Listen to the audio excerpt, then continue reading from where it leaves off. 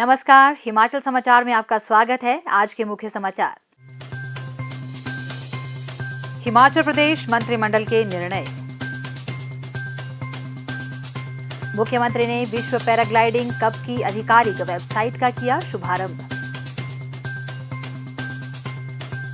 हिमाचल प्रदेश प्रशासनिक सेवाएं संघ के प्रतिनिधिमंडल ने मुख्यमंत्री से की भेंट। मुख्यमंत्री ने सेना के जवान की शहादत पर किया शोक व्यक्त। और अब समाचार विस्तार से। मुख्यमंत्री ठाकुर सुखविंदर सिंह सुक्खू की अध्यक्षता में आज शिमला में प्रदेश मंत्रिमंडल की बैठक आयोजित की गई। मंत्रिमंडल ने राज्यपाल से हिमाचल प्रदेश विधानसभा का मानसून सत्र 27 अगस्त से 9 सितंबर 2024 तक शिमला में आयोजित करने की अनुशंसा की। मानसून सत्र के दौरान 10 बैठकें आयोजित होंगी। मंत्रिमंडल ने पुलिस जिला देहरा बनाने का निर्णय लिया, जिसका मुख्यालय देहरा में होगा। इसके सुचारू संचालन के लिए विभिन्न श्रेणियों के 39 पद सृजित कर भरने का निर्णय लिया गया। पुलिस चौकी डाडासीबा को एसडीपीओ देहरा और मझीन को एसडीपीओ ज्वालामुखी के अंतर्गत पुलिस थानों के रूप में स्तरोन्नत करने का भी निर्णय लिया गया। इन पुलिस स्टेशनों के सुचारू संचालन के लिए विभिन्न श्रेणियों के 17 पद सृजित कर भरने का भी निर्णय लिया गया। इसके अतिरिक्त पुलिस स्टेशन ज्वालामुखी के अंतर्गत एक नई पुलिस चौकी ज्वालामुखी सिटी और पुलिस स्टेशन देहरा के अंतर्गत पुलिस चौकी मोइन स्थापित की जाएगी, जिनमें विभिन्न श्रेणियों के 6 पद सृजित किए जाएंगे। पुलिस स्टेशन रक्कड़ के अधिकार क्षेत्र को एसडीपीओ ज्वालामुखी से एसडीपीओ देहरा को स्थानांतरित करने का भी निर्णय लिया गया।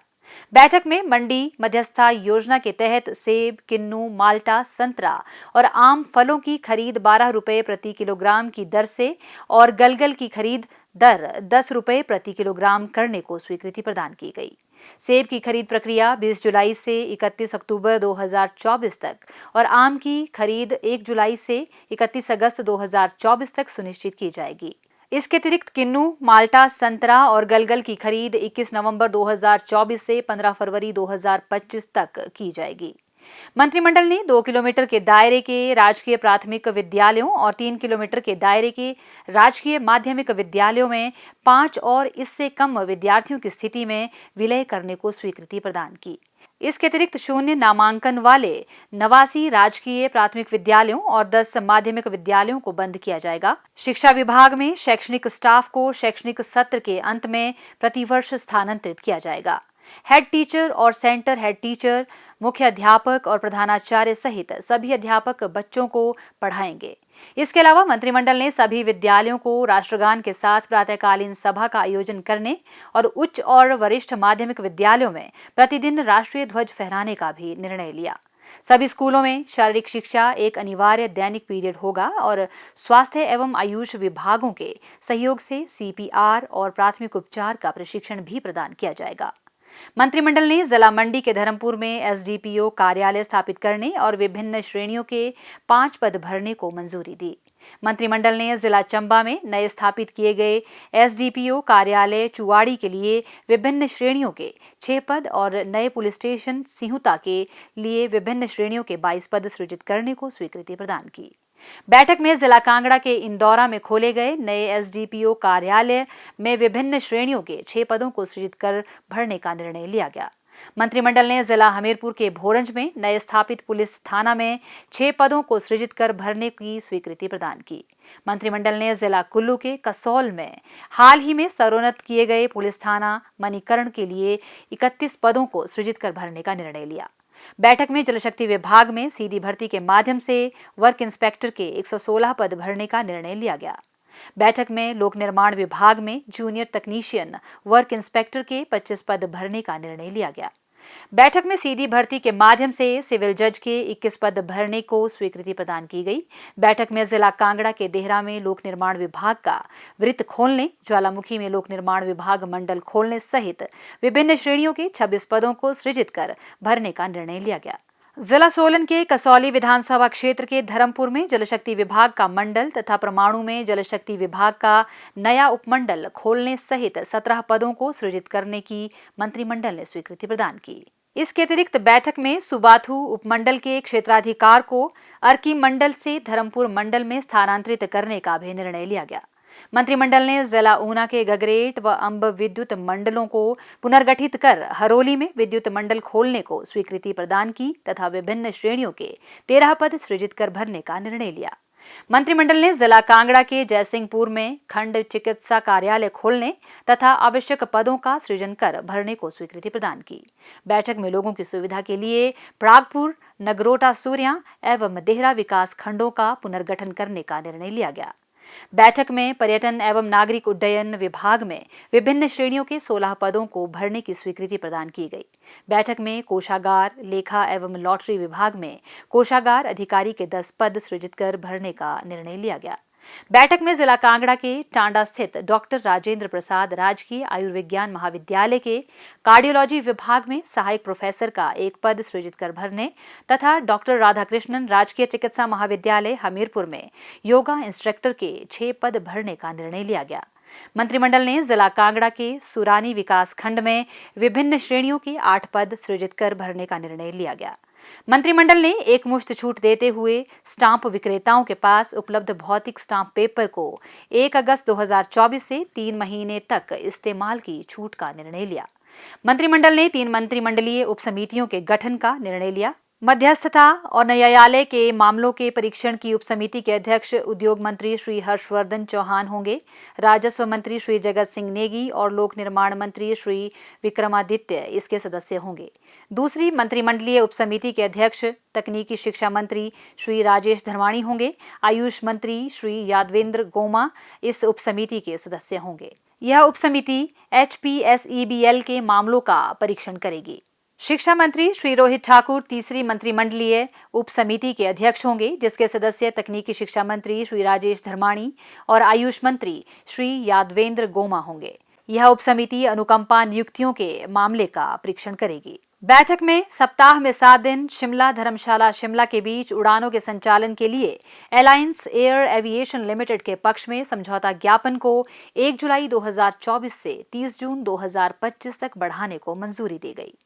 जिला कांगड़ा के बीड़ बिलिंग में 2 से 9 नवंबर तक आयोजित किए जाने वाले विश्व पैराग्लाइडिंग कप 2024 की आधिकारिक वेबसाइट का बुधवार को शिमला से मुख्यमंत्री ठाकुर सुखविंदर सिंह सुक्खू ने शुभारंभ किया।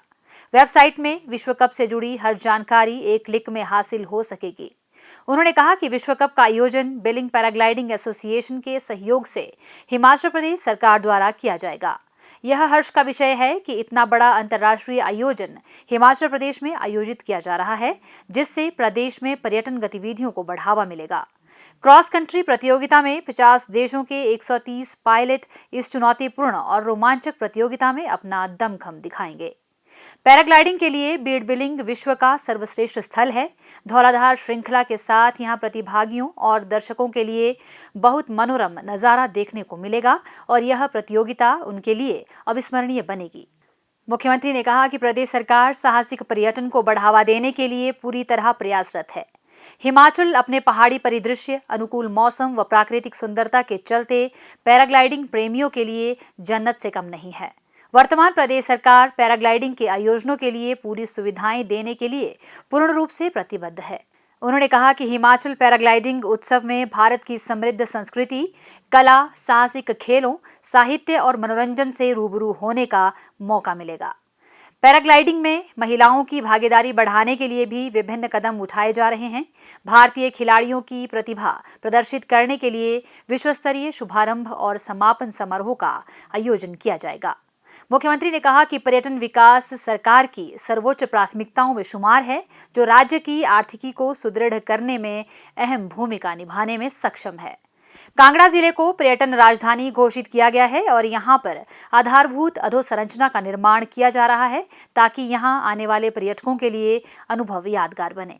उन्होंने कहा कि बेहतर हवाई कनेक्टिविटी के लिए सभी जिला मुख्यालयों पर हेलीपोर्ट का निर्माण किया जा रहा है। वहीं शिमला का संजौली हेलीपोर्ट जल्द ही तैयार होने जा रहा है।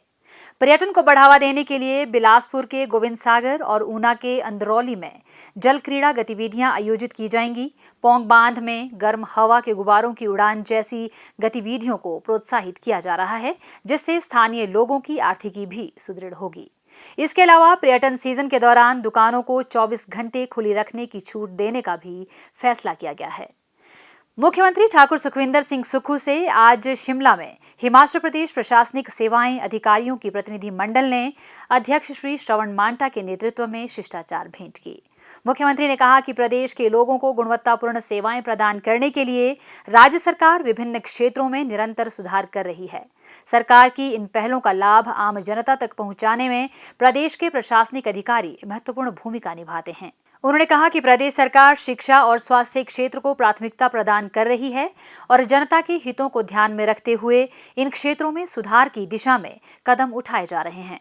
उन्होंने हिमाचल प्रदेश प्रशासनिक सेवाएं अधिकारियों को प्रदेश के लोगों की आशाओं और आकांक्षाओं को पूरा करने के लिए समर्पण भाव एवं कर्तव्य निष्ठा से कार्य करने के लिए कहा।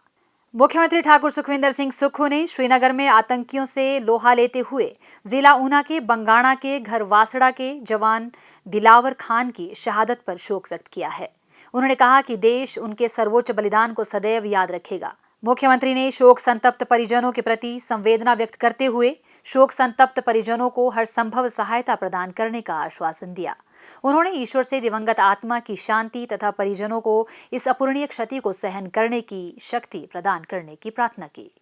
हिमाचल समाचार देखने के लिए सब्सक्राइब करें यूट्यूब चैनल हिमाचल समाचार, लाइक करें Facebook page information and public relations department Himachal Pradesh और CMO हिमाचल, फॉलो करें X@DPRHP और CMO हिमाचल, फॉलो करें इंस्टाग्राम @DIPR हिमाचल और CMO हिमाचल।